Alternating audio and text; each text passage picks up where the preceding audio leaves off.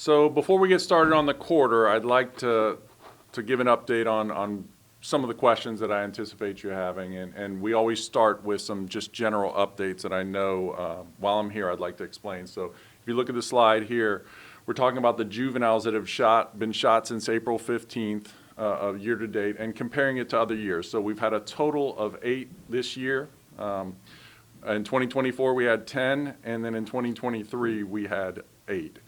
So while no person being shot in our city is acceptable, it's even worse when it's a child. So this is, incredibly concerning. But as the mayor mentioned, we're going to talk about the first quarter, which ended obviously March 31st. But as the mayor mentioned, if you look at today, we're 19. Last year at this time we had 19 murders. As of today, including last night's incident, we're at 18. So that's a 5% reduction in murders year to date. For non-fatal shootings, this time last year we had 51. We're at 46 for a 10% reduction. And overall violent crime today is 2% down. Now for the quarter it's up, but I just want to give that context.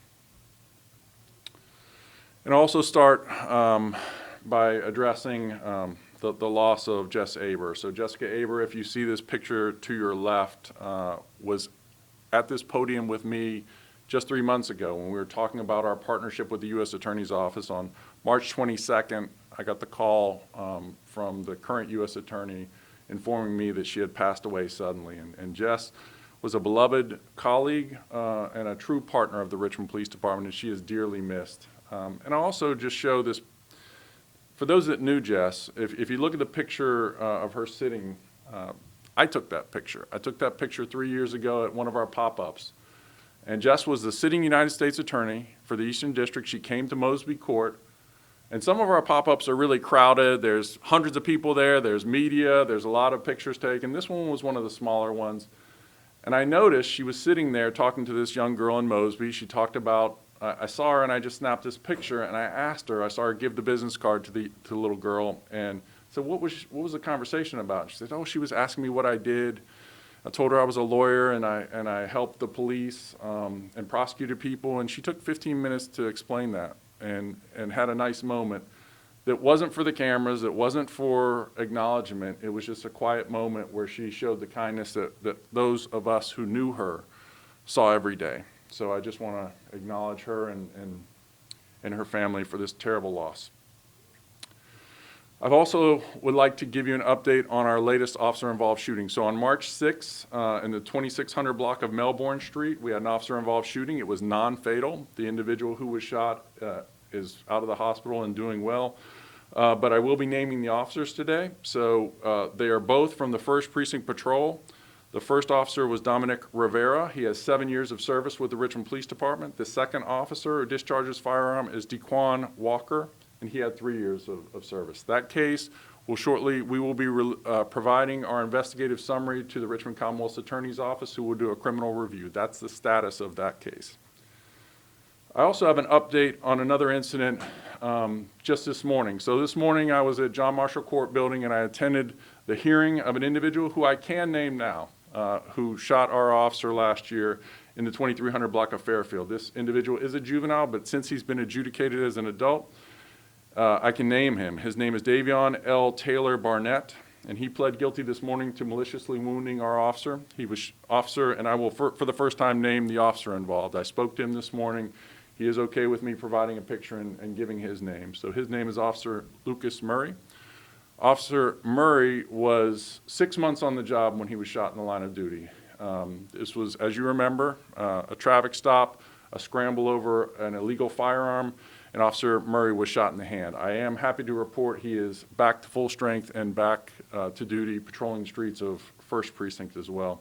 The individual was sentenced to, because he was 16 at the time, he's currently 17, he was sentenced to be incarcerated at the juvenile detention facility till the age of 21. So 5 years of active incarceration, and then after that, he'll be on probation for 10 years. So I'd like to thank the Richmond Commonwealth's Attorney's Office for their diligence in this case.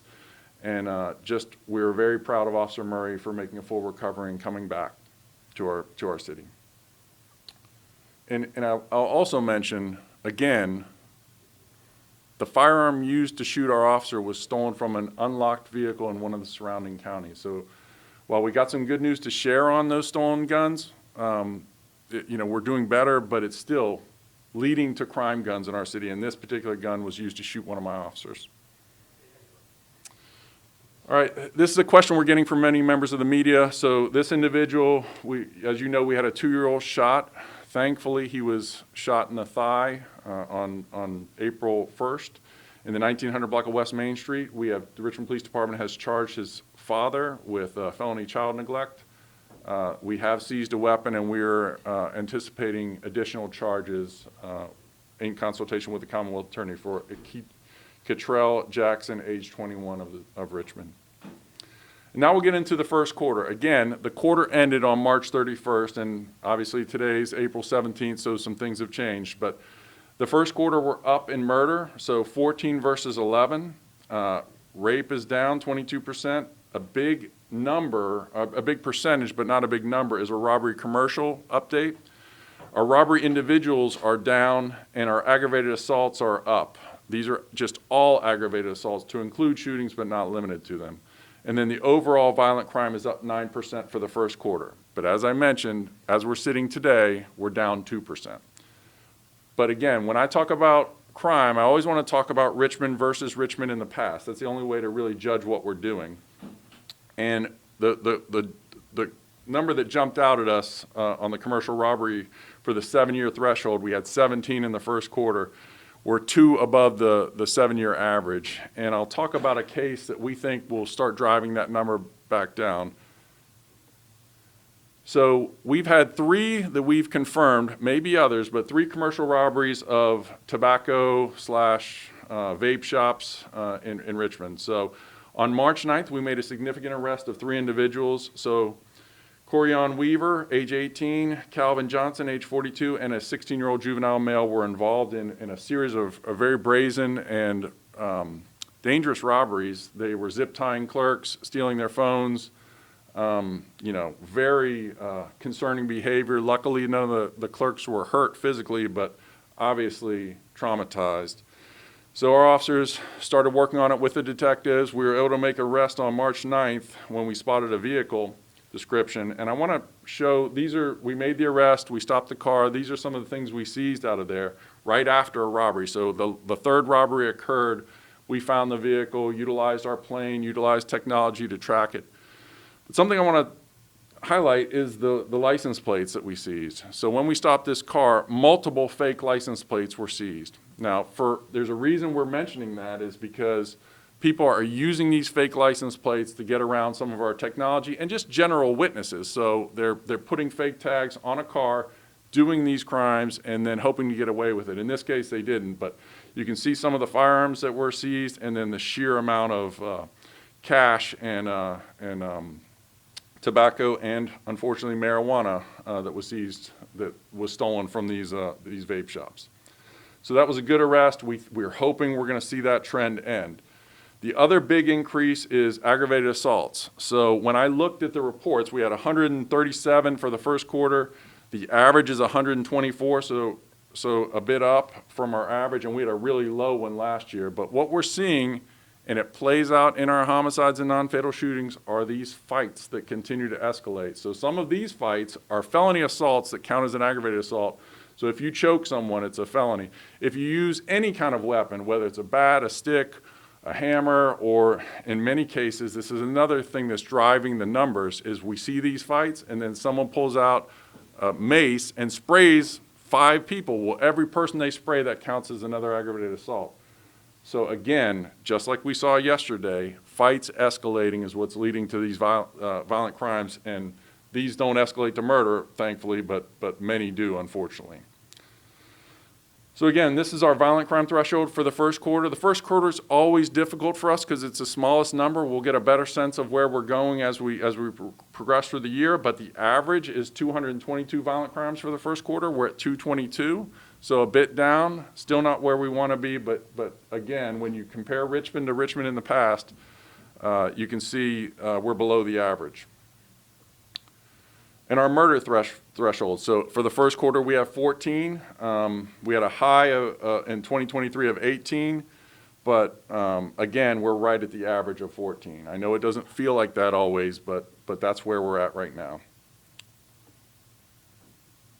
This is our non-fatal shooting threshold. And when we talk about non-fatal shootings, almost always they're attempted murders. So it's just either luck, the angle of the bullet, or the skill of one of our great doctors at one of our hospitals who save people from ending up for these being murders. So we take them just as seriously as we do homicide cases. So, but we had 39 this year. The 7-year average is 43 for the first quarter. So again, down. And then just as a breakout, so we're 1 up from last year, so a 3% increase, but on pace for last year's non-fatal shooting in the first quarter. And I talked to you all a lot about our hotspots. So if you see this map, this is a heat map of where our non-fatal shootings and our murders are. And then you see the blue dots there. There are 17 hotspots, and the addresses are right here. These are where our officers are spending most of their time. We're trying to deploy those resources so that we can keep a lid on some of these violent crimes. But if you look at where the dots are, the yellow is the brightest, so that's the sheer number of those incidents. And so we know we're on the right track. And as I've said before, we look at data, we change this data, these hotspots every 6 months, but it's based upon 5 years of data, and then we do a recency quotient of 6 months, and we look at 5 crimes. So we look at murders involving firearms, non-fatal shooting robberies, non-fatal shooting aggravated assaults, shooting into occupied dwellings, and shooting into occupied vehicles. The last 2 I talk about a lot. They don't get a lot of coverage because no one's actually hit, but we think those are very important crimes. When you shoot into a person's car, when you shoot into a person's house and nobody's hurt, it's still something we track, even though it doesn't count as one of these major crimes that we measure. But it's something our investigators look at, and we find that a big indicator of future violence to come, so we really focus on those. Again, I talk about this all the time. Accidental shootings for the quarter, we had 7 this year, so it's up. In 2024, we had 6, and the year previous, we had 5. So again, small number, but still totally preventable crime with basic gun safety tactics. That leads me to my next slide. So we talk about this a lot, but I want to reiterate it.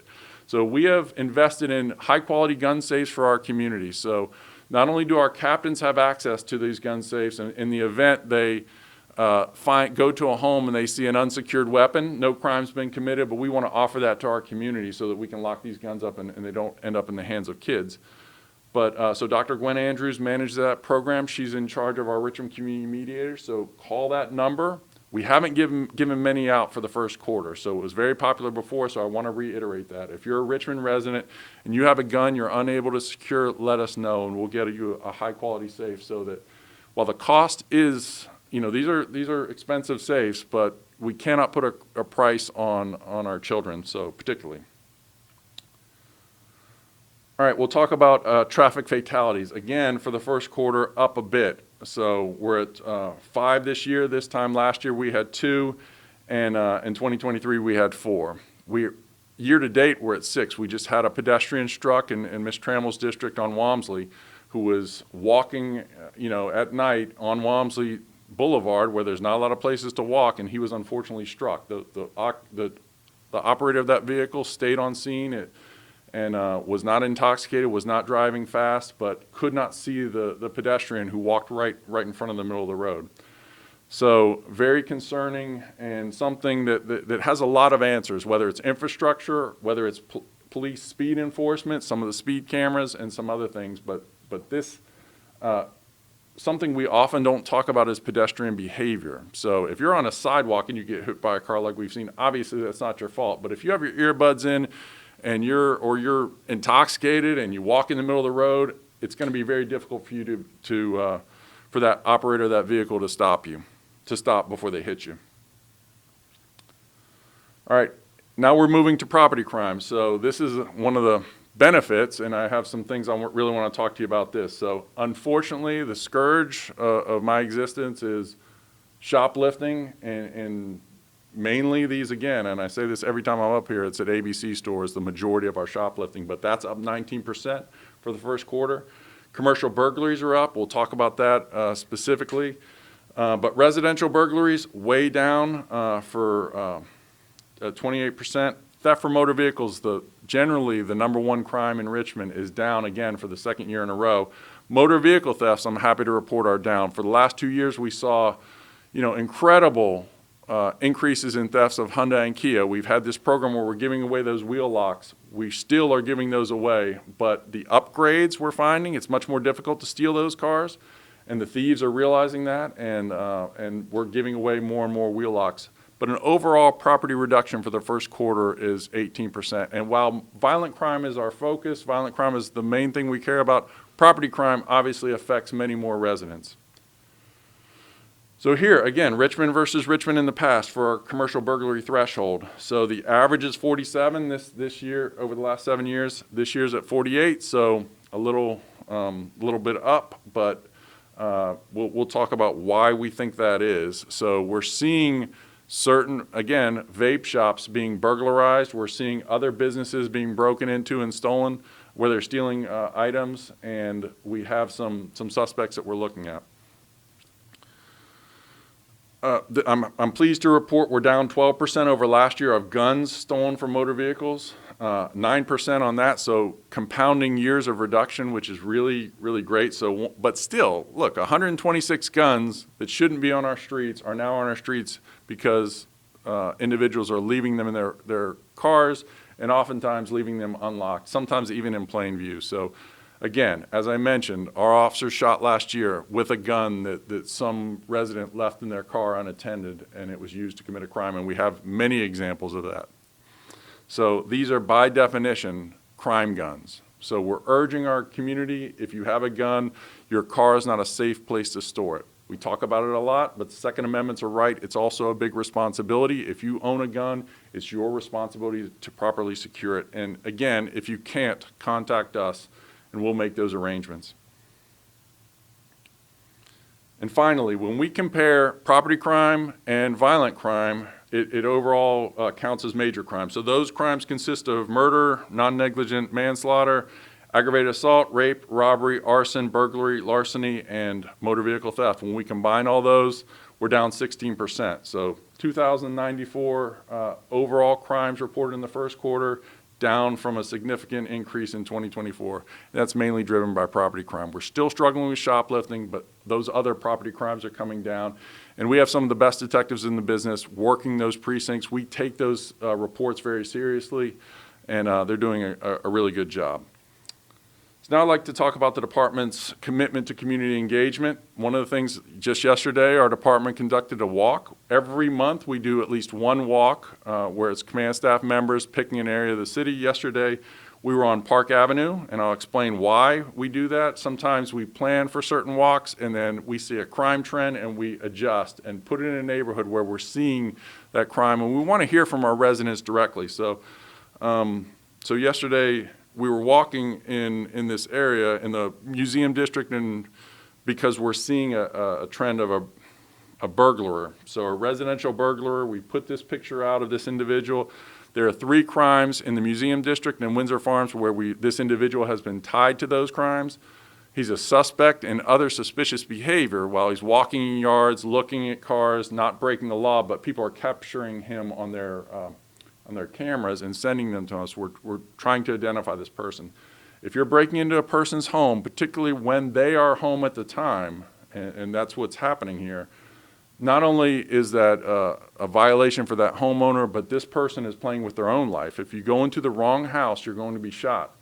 And I would just encourage this person to stop doing it. We're conducting many operations, and we're looking for this person. And anyone that has information, please call us at Crime Stoppers 780-1000 if you know who this person is. I know he's covered from head to toe, but sometimes if you recognize clothing or if you know someone who's in the area, it can be, you might have that missing piece. So again, we originally were going to go to a different place in 3rd Precinct. Because of this concern, we went to Park Avenue. We did the walk yesterday and talked to our community and made them aware of this crime particularly and asked them for their help. So we also do a series of pop-ups. So every month we do pop-ups in our community. So one walk and one pop-up. This took place, I think, on the 8th of April. Mayor came out. We got the Richmond Kickers to come to Southwood. This was a community that that we're constantly reintroducing ourselves to. So just had a great operation. We got to play soccer with the kids. I'm usually better at basketball, but they gave me a soccer ball, and I did my best. But, you know, just a good interaction with folks, and the kickers were so fantastic. They were like superheroes to those young folks there, because my first time I did a pop-up in Southwood 3 years ago, I went to our youth and community engagement officers, and we always bring them something. So I brought a bunch of basketballs and footballs, and I saw the kids take them on the ground and start kicking the balls there. And I was like, all right, I need to be more culturally competent. So we got the kickers involved, and they gave away about 100 soccer balls, and it was a fun day for everyone. And that's a neighborhood that is, you know, has some concerns right now about their police department. So we wanted to reassure them that we're there to make sure that they can call us if they need us, and that we're their police department too. And our next one's going to be in Northside, so Lincoln Muse, 4100 block of North Avenue on April 22nd, 4:30 p.m. We'll be out there, similar event in 4th Precinct. The commander is back there, James Lano, so we're looking forward to that. We're experiencing some gun violence in that community as well as some other crimes, and we want to just reassure the community there. And I wanted to mention this too about community engagement. Usually when there's a crisis, the Richmond Police Department is leading the way. During the water crisis, we were not the lead agency, but we were asked to fill some roles. And one of the things that we had going for us is we had mobile officers, and we know how to respond. We're first responders, so we had to solve a problem. And the problem we had to solve was, how do we get water to our most to our residents in a way before we could set up the distribution sites. So for the first 3 days, we delivered through 311, and just even Miss Trammell calling me, we had a whole list of people that needed water deliveries. We did over 800 in the span of 3 days. So we just use that, as our system, pitched in and tried to help our community in what's, normally not a traditional role. So I'd like to talk about our staffing. We are stagnant with our staffing. We are at 588 sworn officers right now. And the starting salary for a police recruit is $55,822. But I asked our analysts to do something else and look at what is the 3-year average once you've been with the Richmond Police Department, taking in all of the special pays that we have. We have on-call pay, we have overtime, obviously. We have, if you're in a special unit, if you work at night, you get a differential. So the average pay for a 3-year officer is $84,000 in Richmond. And I think if you looked at that, when you compared us to some of the counties, you would see that that's very competitive. So it's something that, is based upon a lot of the special pays and overtime, and I'd love to see a less overtime for our officers and giving them more of a break. But I want to just encourage people, if you're watching this and you want to serve, there's no better place to come to than the Richmond Police Department. I'll highlight a few things here. So we just graduated the biggest class we have is in field training right now. The 129th, we have 23 new officers. They get sworn in in field training, but they're not really officially graduating until May 16th. So you can see them there. They look nice in their fresh uniforms. But I want to tell the story of why Richmond's a little different. So, these new officers are already making their mark on our department. So one of them, with his field training officer in Hillside Court, helped put a tourniquet on a young girl who had been shot. So a 15-year-old girl that had been shot in Hillside Court. Chaos out there. This officer and his field training officer, in the midst of the calm and the storm, put a tourniquet on this young lady, stayed with her until the ambulance could come there, and gave her a fighting chance. And once she got to the hospital, she is doing much better. But we were not optimistic about her safety that day. So this officer had been on the street for 2-3 weeks, has already understanding how important his role is and helping save a life. I talk about it a lot too, the Shockoe Bottom. So I was in the Shockoe Bottom 2 weeks ago. At night, we had a series of 2 fights, and an individual who was involved in both those fights was pushed away. Well, he goes to his car, comes back with a rifle, and one of our field training officers and his rookie officer saw him coming back with a rifle towards that crowd and stopped that person. He's been cited and arrested.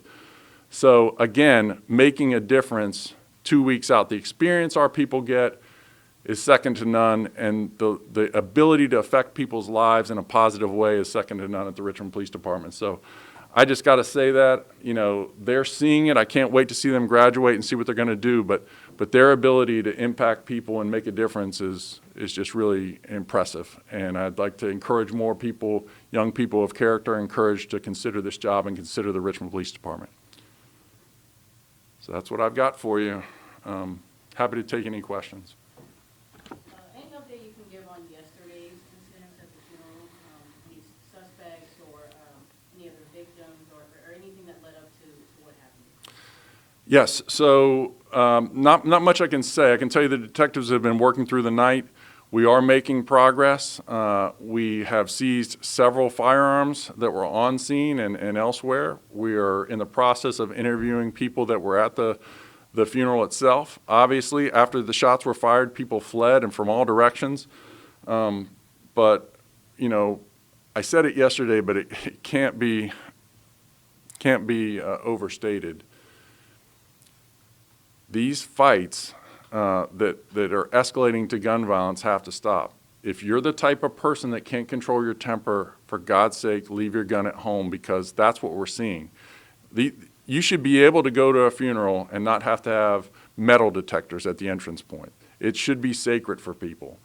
And that was shattered yesterday. So we had a person whose casket couldn't even be buried because his remains were within a crime scene tape.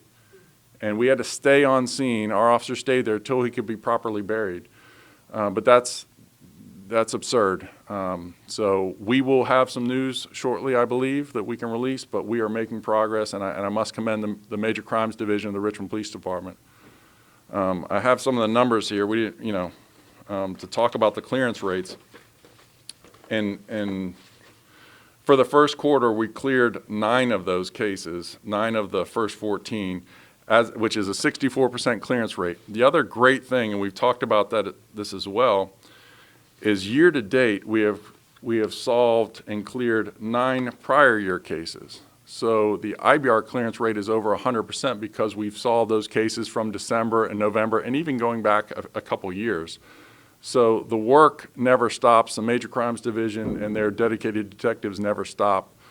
They're bringing that great tradition of your father, Joy, of being a great homicide detective, Joe Foltz, the legendary man in this building. But they're continuing that great legacy, and I'm so proud of them this year. Anything else? We saw programs like Operation Safe Summer enacted last year. Is there any idea if that will be brought back this year or something similar? Yes. So we already had that plan for May 31st start date. We've met with our partners. We anticipate, before we start that, we always want to go through not only tactical training when we're bringing in other individuals from other agencies to mesh with our officers, but we also go through a day of legal training put on by the U.S. Attorney and the Commonwealth Attorney's Office so that everyone's on the same page legally. So yes, as of right now, we're starting May 31st, but we've let them know that we may need to start it sooner. I'm hoping not to do that because everyone has their plans, and it's difficult to turn on a dime. But we've already primed them that if needed, they will step up with us again. All right. What do you think about this Office of Gun Violence that Mayor Gula mentioned? What are your thoughts on that? Well, as the mayor said, this is not a police operation itself. I think that we have to throw the kitchen sink at gun violence, and I'm interested in finding unique and interesting ways to address violent crime without locking someone up. By the time it gets to the police are a very it's a very broad tool, and maybe like a sword. What this requires also is a scalpel. So by the time it gets to the police, you have made so many mistakes through your life that you've committed heinous crimes, and we're the agency that is there to deal with you through the criminal justice system. I'm really interested in having that coordination with the nonprofits and other city agencies under that umbrella, so that we're all rowing in the same direction. So I think it's a great idea. I'm glad the mayor is implementing it, and I look forward to doing our part. Any goals that you can share for next quarter in regards to maybe Well, the goal is always zero violent crime. That I understand that while that's the goal, that's never going to happen in a city like Richmond. But again, making sure that we're focused on those areas. As I showed you that map where we're seeing our gun violence, making sure that our officers, when they're in downtime, they're spending it there. And then that relentless follow-up when something happens so that we bring the best cases we can before the Richmond Commonwealth Attorney so that she can do her job in the courthouse. All right, folks, I appreciate you.